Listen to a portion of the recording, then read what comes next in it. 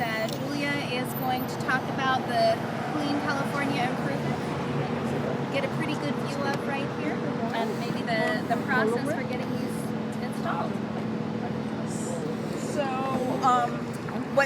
after the public meetings, what everybody was really interested in was traffic calming and creating a sense of place.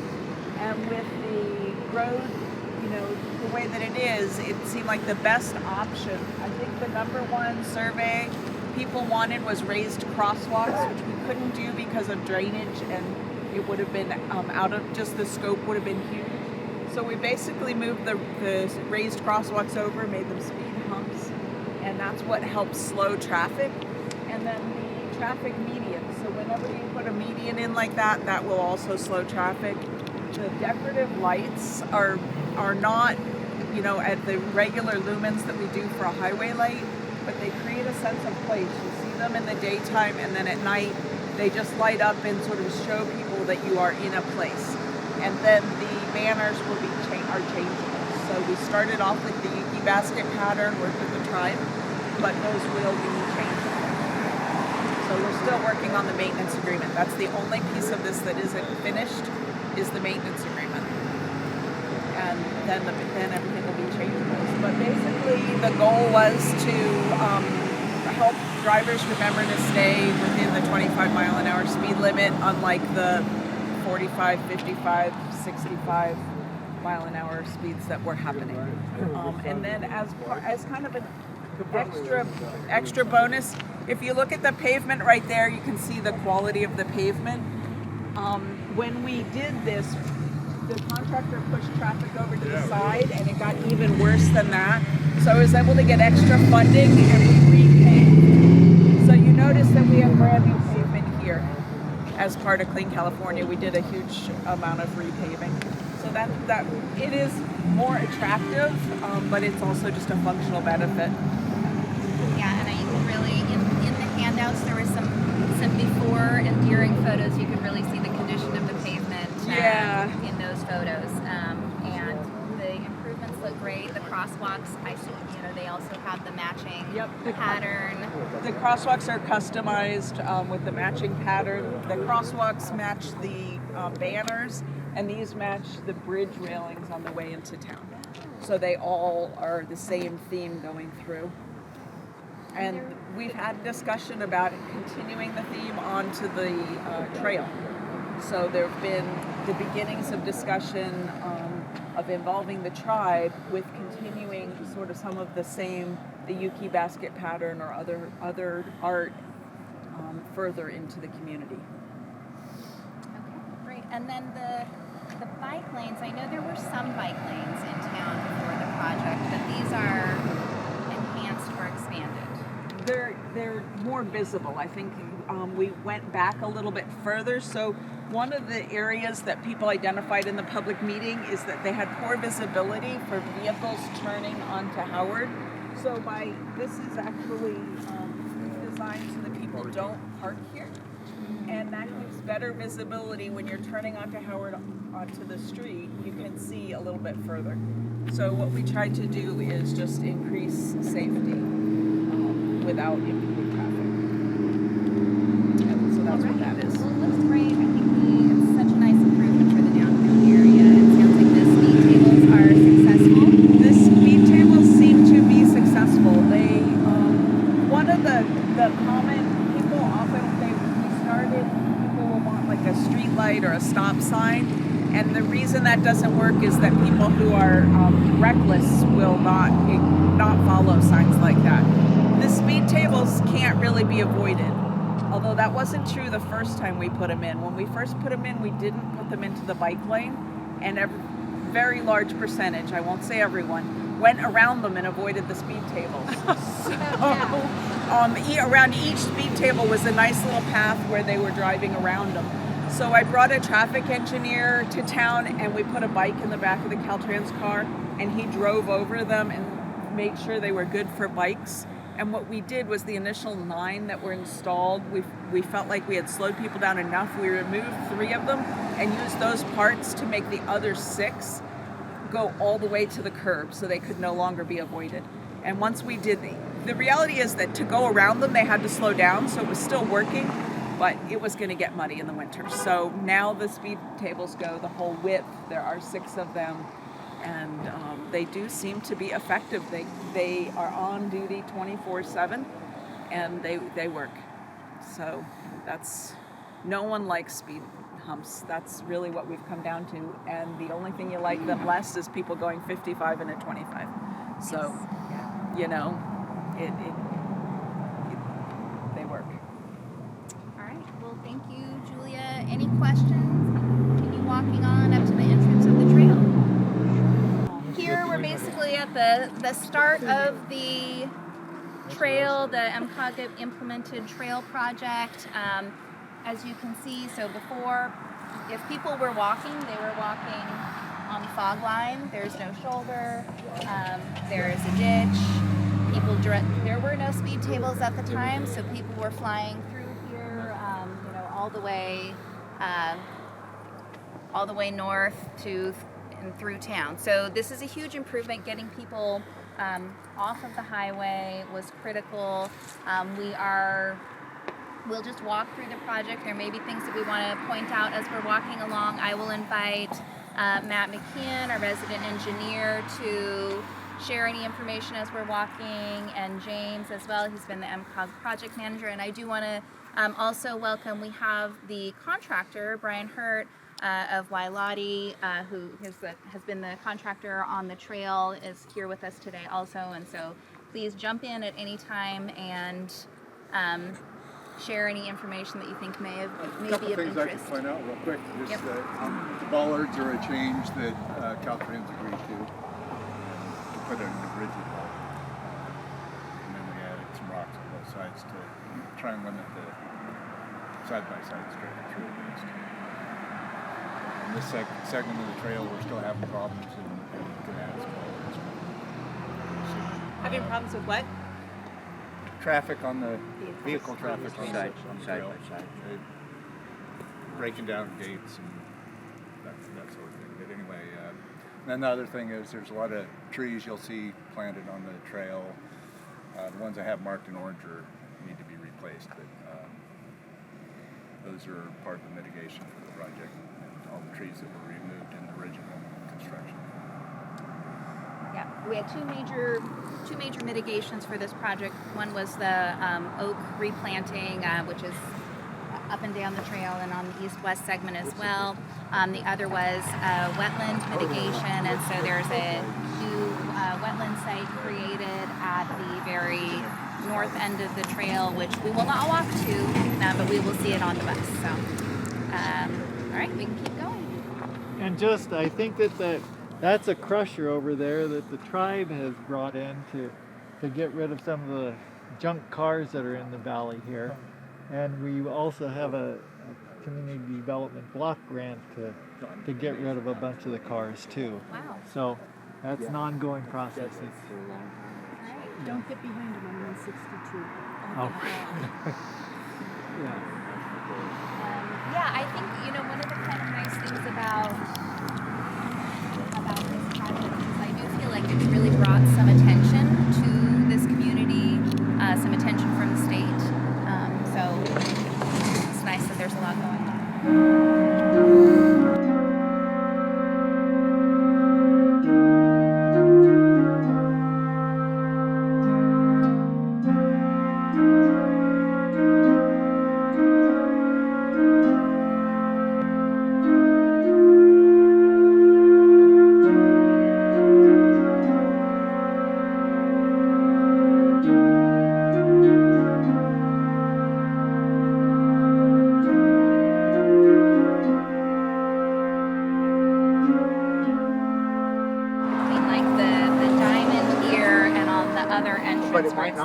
Kind of diagonal. Sorry about that. I wasn't here when they laid it out. And being a change order, there were a few different versions of the drawing that they didn't use. Yeah, that's what happened. So I'm going to fix it somehow or the other. Where they got a chain and pole and drag them off the side. What's her name? The traffic engineer in Eureka agreed on a final striping plan. That's what I think I need to get it to. So we're coming up to some tribal offices in the casino, and here we just have an example of those rocks that have been placed. These provide either they can be to prevent vehicles, but they also provide seating as people are walking along. And eventually, as the oaks grow up, they will have some shade. This is a half-mile east-west stretch connecting this trail to Henderson Road. At the south. One more. All right, there we go. South on Henderson Road connects to the schools, and so a lot of the kids will come up because there's a lot to live north of the tribal administration office. They also, people want to go from there to the tribal headquarters or to the health center. So rather than having to walk down Howard, which is currently not very safe, and then up, they can just go up Henderson, which has less traffic, straight across this way, and then back up the trail. You'll see more oak trees going down this way. All those nice little white plastic things. There should be, when everything is said and done in 20 or 30 years, a whole oak canopy over this thing. The east-west piece is going to be maintained by the tribe because it's all on tribal property as opposed to what's along 162. What am I missing?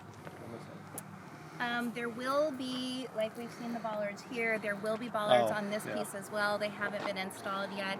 And these gates that you see then would be for basically emergency access to the properties on either side. Yeah, this part is entirely through tribal land. The rest of it is sort of a mix of tribal land and privately owned property, but this is exclusively tribal. All right. How much further does the trail go down this way?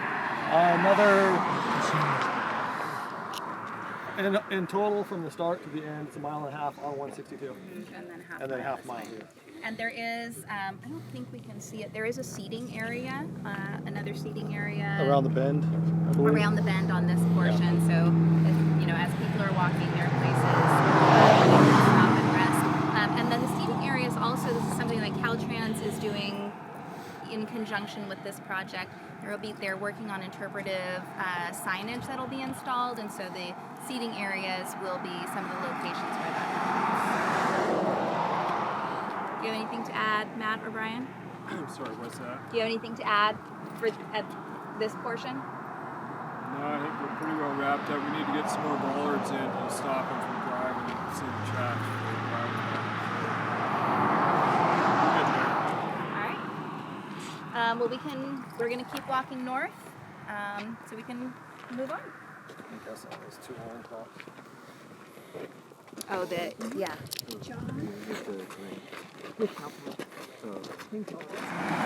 Under construction. This actually gets a green pavement, green pavement, water, it's like bike lane, yeah. Through, across each of these driveways here. And then these are the truncated domes.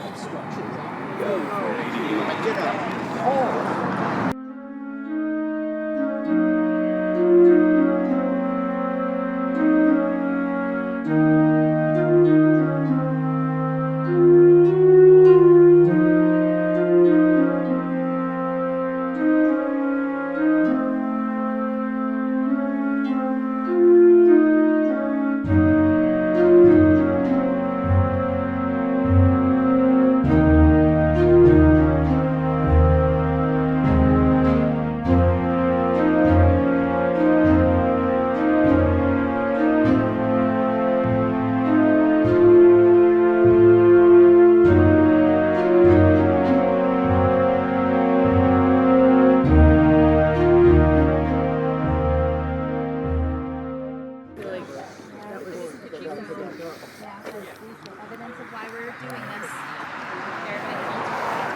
So this bridge, this was a design modification. The original design had a much less substantial structure. property owner had, who was familiar with the movement of the water in the area, had a lot of concerns about the amount of water that would go through here during the rainy season, and so this is the result. There's a creek here.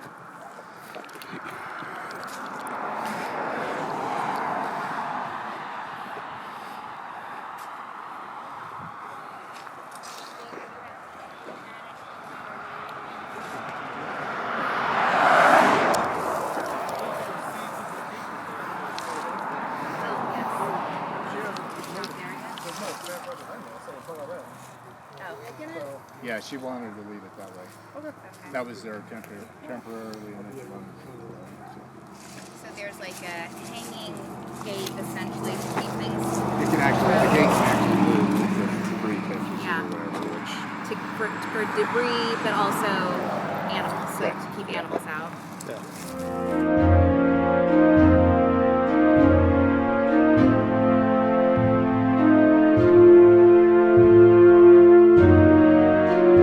Had a rash of theft of signs, and about as fast as we put them up, they come back down again. So Kent has taken the theory that if we give it a little while before we put them back, sometimes they stay. But yeah, there's just this thing. It's been countywide, but in Covelo, just been off the chart. So, yeah. Well, what's the replacement cost? Like $300 or something? Yeah, and it isn't so much that. It's that if they bend the post off, you know, if they just take the sign, then we've done these anti-theft screws, and they've actually come out with battery-powered sawzalls to. They're working so hard to get these signs. Yeah, maybe you ought to just set up a stand in town to sell the signs and save yourself the trouble. And then, earn a little money for the DOT. But yeah, that's what's going on, Dan. And we have put them back, and then it's almost like they're just having fun with us, you know, or something. I don't know. All right. The stop sign's elevated. Oh, Yeah, yes. well, it got knocked out, and someone just strapped it on. Community participation. All right, we're gonna go ahead and cross over. We're gonna cross over to this section of trail, look at that, and then we'll cross here and get back on the bus.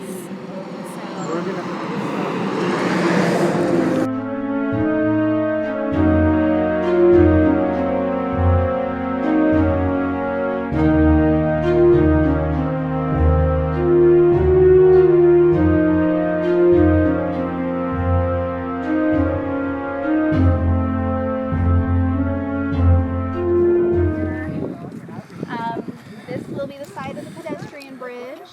And then the trail does continue, so we'll see it on the bus. We'll drive up this way on the bus. But until next construction season, there will be no bridge. But as you can see, there is no shoulder at all on the bridge. So if people are walking across there, they're walking right alongside the vehicle. So we didn't want to take this tour across the bridge for a good reason, but we will get to see it as we drive. So this will be the pedestrian bridge. It'll be prefabricated. Actually, I think we heard it's arriving in the valley like next month or something. So in pieces, it'll be arriving in pieces. Oh yes. Next the month. bridge. Yeah. So Yes. it'll just be stored until That's next good. year. That was very hard to get. Yes. Figure it out as we went along. Yes. What was needed and everything. Yes. Thanks to Brian, thanks to Matt McKeown, thanks Yes. to a lot of them. Is the bridge They're metal? so very- yes. Nice. It's a steel bridge. It's a steel bridge, it's still- Little half uncoated, rust colored. Yeah.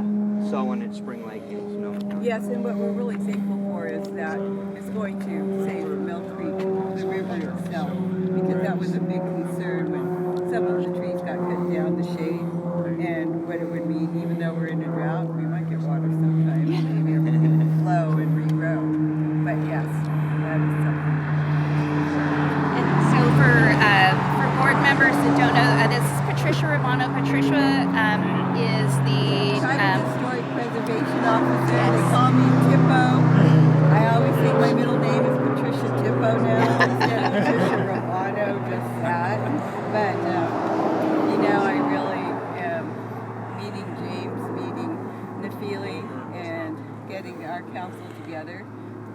finally made this happen. When I came into the project, I came to work for Round Valley in 2018, and I started reading about it. What is this all about? Explained to me it's been going on for about 14 years, and I said, how can a project go on for that long? But, you know, very graciously, everyone finally got together, got to the table, spoke with each other, and here we are today. You got to walk the trail.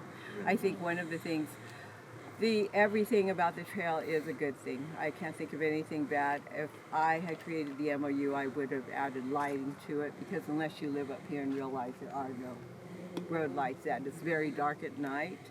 But I can't tell you, in all the generations I came to school when I was in my junior and senior year, there isn't anyone who hasn't lost a family member to the road. But the other beautiful part is, I wish I would have known about this. I've been gone for a few weeks, and I would have invited Cal Fire over. They use the trail to do their exercise. Very fun to watch.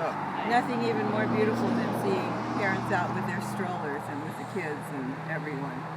And Brian's had to be so patient as this whole thing came together. So it's been a joy working with everybody on this project. They really did the best that they could, and were very communicative to the tribe about many different things that we found. In Round Valley, it's just one great big cultural artifact city. Where you go, so thank you. I'm so glad you all got to come up and enjoy the trail.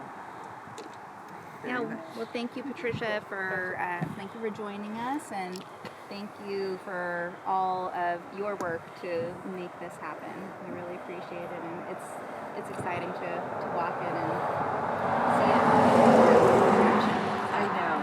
So I think everybody should pat themselves on the back. You know, it was a journey. It was a journey. Yeah. As far as we are now, we still have little things still to work out in different areas, but for the most part, the trail is here.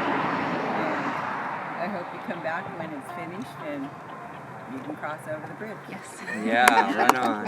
Good job. All right. So before we get back on the bus, I do want to talk about this section here. Okay. So this is a tribal cemetery behind us here.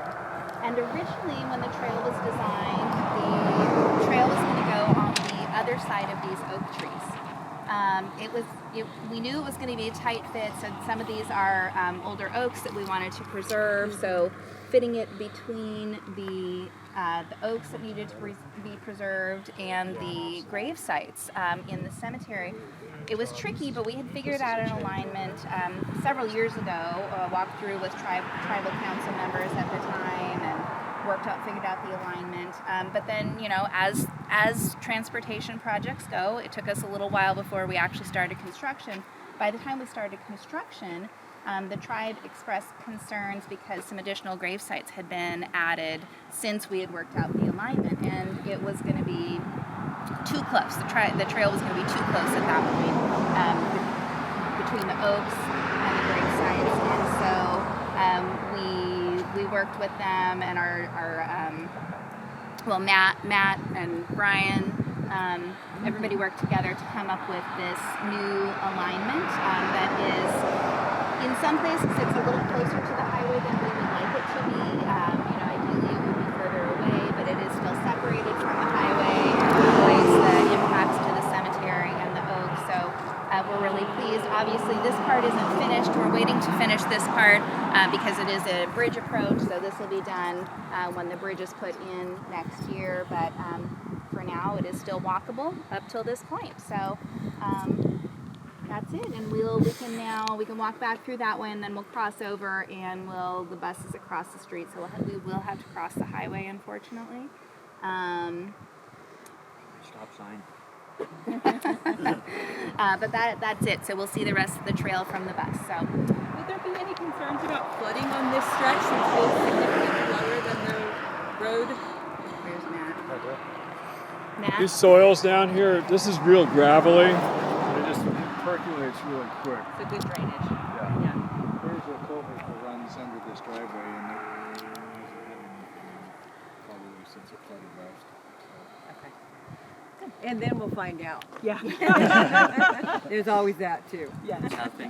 But you know, the most important thing is to realize is this was shown so much respect, community-wise, to the tribe, and to, you know, working on this was done with so much respect in regard to the feelings about it. So we were very thankful that we were able to do that together. Everybody's happy with it. Nothing worse than finishing something and you have people that aren't happy. Yeah. Right. Yeah. So it's been. I appreciate your work, Matt, Brian. You know, all the cooperation that's gone into this while we sat in Ukiah. We were on Zoom. We did get to see each other. We did. Yes, we actually met often. So thank you to everyone. All right, we can head back. Engineering's a practice. We will drive over the bridge, and that will be the site of the pedestrian bridge alongside. So then we won't be stopping anymore along the trail, but you can just see it as we drive by. We will turn around and come back the other way. So for those of you on the other side of the bus, you'll get to see it one direction or the other. But when we get up here to the intersection where 162 turns and Herb Road goes the other way, we'll get to see the wetland mitigation site as well. So we'll kind of slow down there so people can get a look at the mitigation site.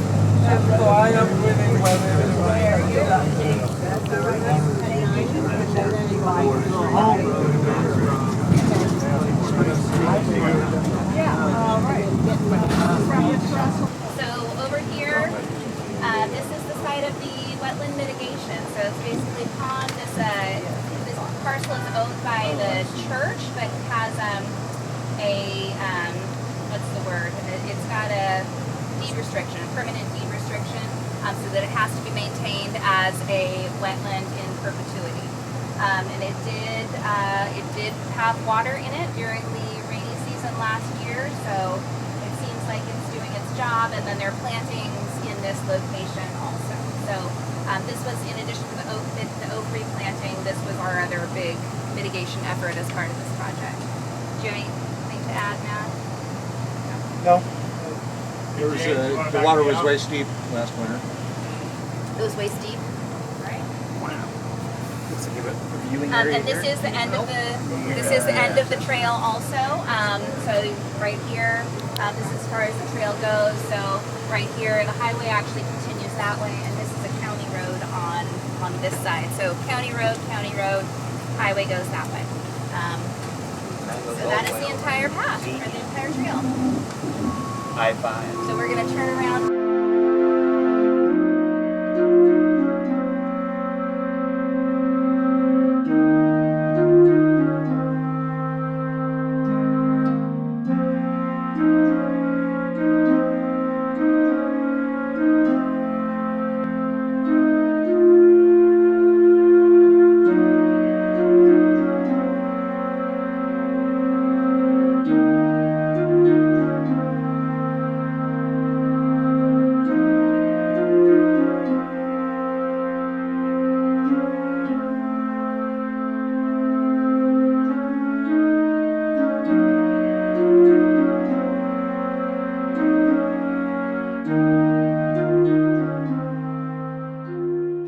Then I want to drive a lot and not stop again. There's not many good places to stop. So, you know, going to talk a little bit about the county's efforts. And I'll start out by giving some credit, you know, a lot of credit to MCOG. 10 years ago, the 2014 Safe Routes to School plan, which was later, enhanced in 2019 by the non-motorized needs assessment. And, 2022, the Regional Transportation Plan talked about, one of the things it talked about was how important it was to have safe routes to school projects, specifically the Covelo sidewalks. You may be wondering, well, now Howard's going to go clear down here to Crawford and start talking about an asphalt walkway. How does that connect with the walk we were just on? And the answer is it doesn't. What we're going to be looking at now is a flow of connectivity to the school at Airport and Howard, and then we're going to talk about the new project that we just mentioned that goes down Howard. And I guess there it would connect to the trail we were just on, but we're not trying to connect it up here. You know, we're trying to look at the residences and the people, you know, going that direction. So there were a couple grants, and again, all these grants are supported by these reports that your MCOG does. And you know, there were tier 1 schools in here, tier 2, tier 3. Covelo was always a tier 1. You know, the department was able to do projects at Laytonville. I won't get into that, but you know, we did a lot of good projects there out of this report. Calpella, we did Grace Hudson, a lot of the tier 1. But Covelo, you know, this was like literally our 3rd try. And in the meantime, when we were trying to get the big $6 million one that the CTC is going to vote on next month, we get these smaller opportunities for what they call Highway Safety Improvement Program, HISP. And of course, those consultants that helped us write our grants could use all these reports and studies. So now, I guess I'm in the really kind of good position that we're going to discuss some sort of low budget, nice things that we're going to try to do along Crawford, and then we're going to drive down Tabor towards some of the tribal housing, look at a project we did back in 2006, which is an asphalt walk, and you know, kind of what I call the Johnny Cash Cadillac. A lot of you aren't old enough to remember Johnny Cash, except Bill Dow back there, who I know remembers. But the one piece at a time Cadillac. So, you know, we're always trying to get a little piece. So what we're doing here won't be as nice as the project that just got funded on Howard Street right at the school. But what's good is some of the stuff that we got some money for will overlap with that. So now we'll have more money to spend on some of these other less expensive improvements. I'll go through them kind of fast. So I'll let the driver get going and I'll keep talking. He's going to turn left on Crawford. And you ready, Jacob? Oh yeah. Okay, go. Go to Crawford. Nephili's on a schedule here. 60 miles an hour. John Haschek has to get to the farmer's market. We got stuff to do here. But as you can see, we don't have a whole lot of right-of-way. Most of these roads in Covelo are 33 feet of right-of-way. Usually the county gets 40 feet. Some of them are 40. When we get to Foothill, though, it was a very kind of good thing. And that's where, you know, we're going to be able to build more and better sidewalks economically, or walkways, because there were 66 feet there on that particular road. So to some extent, we're just going to work with what we've got. And because right away, as I'm sure the folks who did the trail we were just on will tell you, is a major cost. You know, so if you own the land, it's a lot more to do.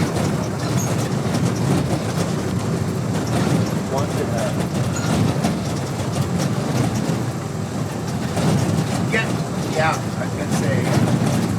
Wow. Look at all the green valley.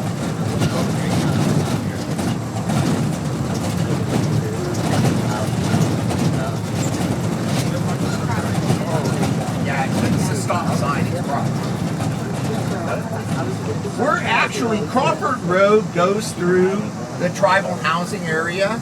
It's a county maintained road. We are going to turn right and go look at a road that is strictly a tribal road, and we're going to connect the project to that. So as soon as you can, turn left. These guys aren't going to get you. They drive too fast.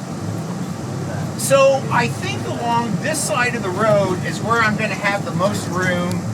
I'm going to show you the asphalt walk we built down on Foothill in 2006, and it will probably end up being either just a bike lane, walking lane, right adjacent to this road, or we may try to go over right along the fences and leave just a little room for the ditch. We'll be hiring a consultant to do that, but as you can see, we don't have the room, so it'll probably be a very minimal. The minimum is usually a 4-foot wide walkway. We won't be having the real nice class 1 that we were just on. It'll be you know, again, the idea behind this was to connect some of this housing, you know, going towards the school and going towards town. That's exactly what happened.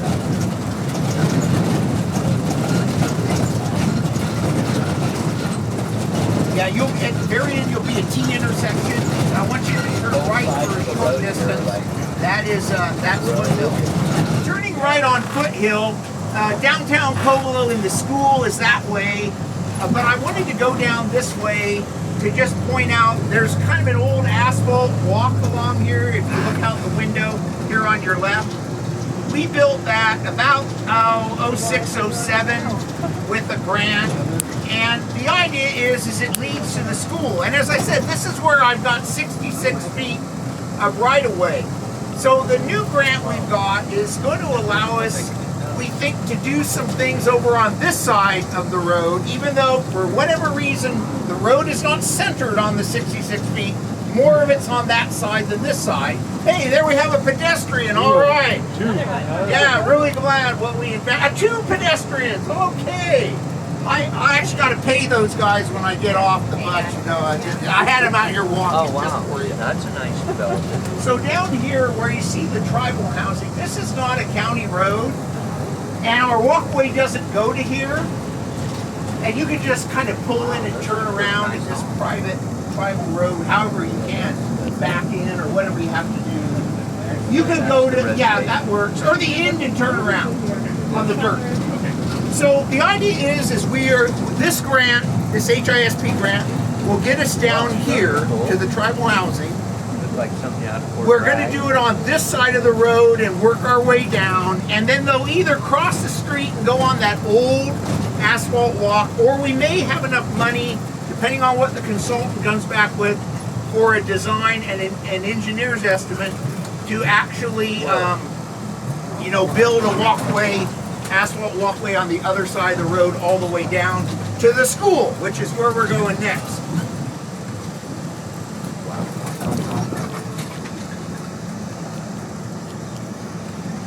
In the river? No, don't drive in the river. Well, there's an access road. Your bus driver's kind of a smart aleck. But he's the best. He's the best? Okay. But he's the best. Yeah, we'll deal All with right. the smart aleck. So if you look at the plans, and these are all online, by the way, you know, these pictures I'm holding up, and you know, the people were all talking about how terrible it is on Howard Street, which is true. It is terrible, aggressive driving. You know, you'll see these nice plans in there that show, you know, different things that we're going to have enough money to build some bulb outs and you know, traffic calming things. But out here, we're just trying to get something. You know, those little asphalt walks, they actually work pretty good, you know? I mean, they're economical. And right in here, you know, I don't know, depending on the budget, we'd probably go up against the fence and leave the ditch in between, but it's not going to be like the ones over on Highway 162. We just don't have the resources for that. But to try to connect this housing with the school is the goal. I think this is Tabor. You see, there's folks walking along. I wish I had money to do Tabor, but, you know, at least we're going to do Crawford. So, one piece at a time. Maybe there's enough for walkway later on Tabor. Tabor and Crawford are both county roads. Howard, this is one of those projects the tribe has been working on to get rid of All that cars. junk. Yeah, good for them. Used car sales lot. Yeah. So again, we can see the little path we built, and it comes down here to the school. We're coming to the school, and when we get to the school, you'll see we already built some sidewalks. We have some crosswalks. This grant is going to, there's a little road called Henderson that comes up around the school. We're going to improve that a little bit. We're going to get some better signage. We're going to, this is all with the HISP. But at the school, we also get this big money from the big grant the CTC is going to approve, we hope, next month. And we're going to do a really good job. I mean, not that this isn't a good job, having these asphalt walks, don't get me wrong, they're helpful. But we're going to really invest in nice, reflective You know, there's the sidewalk over there we built in 07. You know, that we're gonna enhance the connections to the back. You're gonna turn left. Yeah, so this is airport we're on right now? Is that We're right, on Howard? airport right So now, but this airport is Howard, and- the infamous Howard, where Yes. Lou was, you know, after me about how fast they go. But you see, we've already done quite a bit here. Just to give you an idea too, Howard's into money. This was about $200 a foot in 06. Last Safe Routes to School job I did in Covelo was $700 a foot. So, you know, that's what this kind of stuff costs. And as you can see, it's not complete. So this new grant is going to let us build better sidewalks here, do some ball bouts with, you know, crosswalks. The one lady, Mary Lou, she's still on. No, you know, she wanted me to just do crosswalks to the library. Well, unless you build a pedestrian facility, you're just giving pedestrians a false sense of security. But once we get actual improved bulb outs and sidewalks and curb outs with ADA ramps, then putting a crosswalk in makes sense.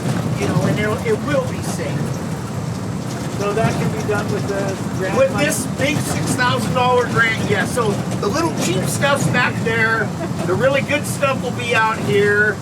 And now you want to go to the bridge, right, Nafili? Yeah, now we're going to the bridge. Okay, so you're going to need fire engines, just like this bus can't go across the bridge, fire trucks can't either, or heavy load. So this bridge will make this a secondary route to the highway. And there's also fires that happen back in these hills and need access. I've been doing about a bridge a year, but environmental processes have slowed us down. And, you know, like this bridge has been delayed. It's been almost 10 years.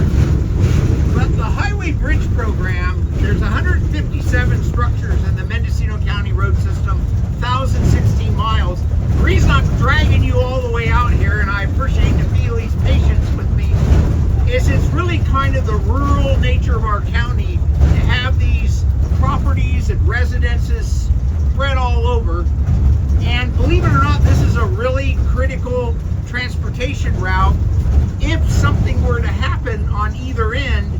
And this bridge, like I said, is weight limited, so you can't get a heavy piece of equipment across it.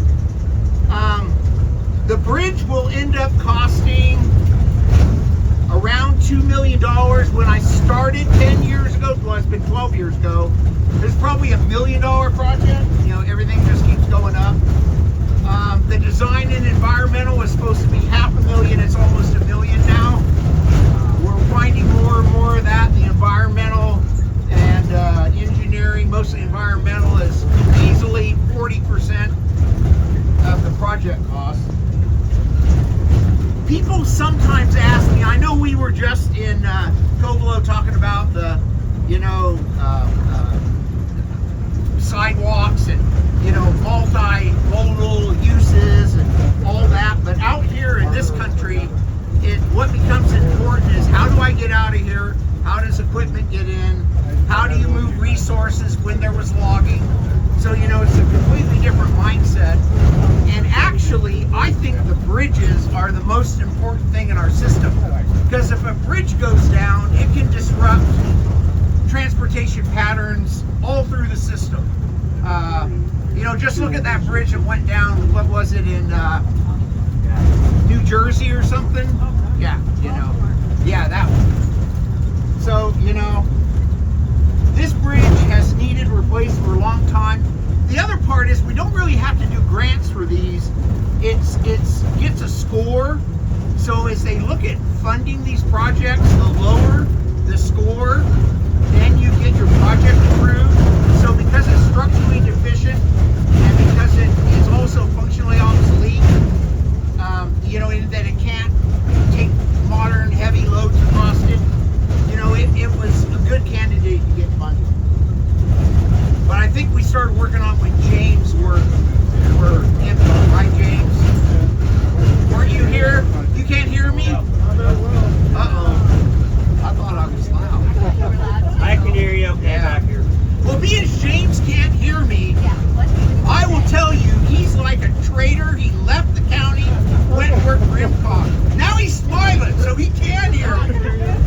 was just lying before. I like you mentioned the bridge. You got to mention the guy driving the boat who hit the bridge. Get rid of the water board, fish and wildlife, CEQA, and I'll build you anything you want. Just get rid of all that. Okay. Get rid of all of it. Right before you get to go through it, it was a green metal structure like this. It was silver. reminds me of, yeah, the bridge that was out on. It was actually, it was,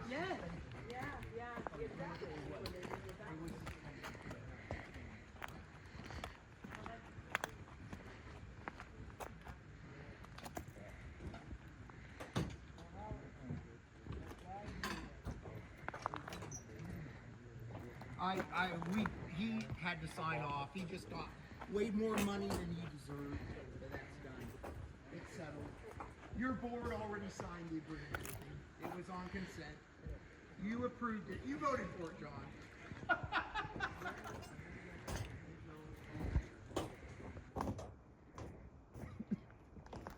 Oh yeah.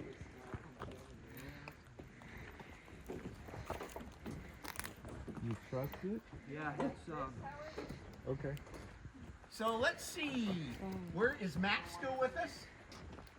So Matt, why do those two channels have the riveted,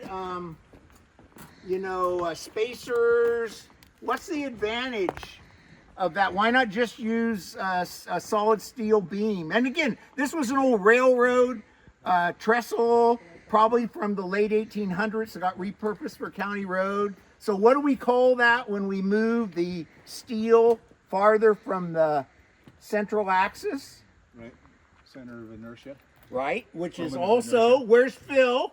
Center of inertia is also, oh, he's a traffic engineer. I'll let him off. Don't know nothing about no bridges. Yeah, it's it was a way to do what we call the section modulus, which is another way to say what you said. And because steel was all done in the East and the steel mills was really expensive to transport, they would do stuff like that just because it was so rare, but yet that gives it the stiffness. The problem is it makes this bridge just like that one in wherever it was, Philadelphia? Baltimore. There's no real redundancy, so like the big ship came and hit it and it just all... So these trusses will do that. They will just collapse. However, this has been here a long time. So the new one we're putting in is a pony truss. It's going to be much more robust. And believe it or not, we did truss because there was a historical concern because of the aesthetics of this bridge, that they didn't want to see us just put a concrete bridge in, which is what I would have done. So we went with this, but even this truss design is redundant in that if some of the members were received a lateral load, there's enough bracing that it withstands that sort of thing. So yeah, but if a big pickup hit this thing just right and crumpled one of these, this could do the Baltimore thing, So the Caltrans wanted to get it to something on modern design, and besides, we need a new bridge anyway. Is it going to have overhead ties? No, it'll be a pony truss. So pony just means you go through it and there's nothing on top. And again, we did it more for and you guys can't probably see this, the aesthetics. It looks like a truss bridge. It will be weathering steel like the bridge you looked at that we walked over today, because I better not say. Let's just say this bridge hasn't been painted since Budge Campbell was the director. Phil knows what that means. Phil probably knows why too. In 30 plus years. And this paint holds up really good. Hasn't been painted in 30 years because it's lead paint. So therefore my crew can't work on it. And we've never wanted to paint it because, it's too hard to clean environmentally. But look how long that's lasted. Isn't that amazing? So when you replace this, are you just going to close down the road for the whole time it takes? Yes, so the emergency agencies, when we had the CEQA hearings, and you weren't supervisor then. In fact, I think it might have still been John Pinch's. They were okay with us closing it for a season because they can't take emergency equipment across it anyway. So they didn't lose that much. So this road, and now I wish we'd have gone this way, goes to Fairbanks, back to the highway. It's actually shorter than what we just did, so I wish the bus could go across the bridge. But we're going to have to drive back the way we came because this is a 13-ton limit bridge. What's the bus way? Apparently more than 13 tons.